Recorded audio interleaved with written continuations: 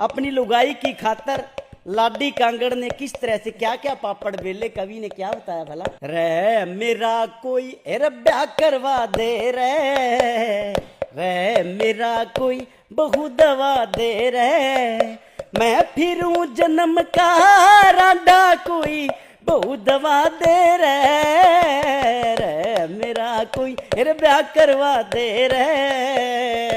रामपुर में पाली लग गया मैं चराई लंडी खुंडी, डांगर बढ़ गया मारने आवे गाल सुनावे बूंदी बूंदी, धक्के खा का घर बैठ गया बहु मिली ना लंगड़ी लुंजी।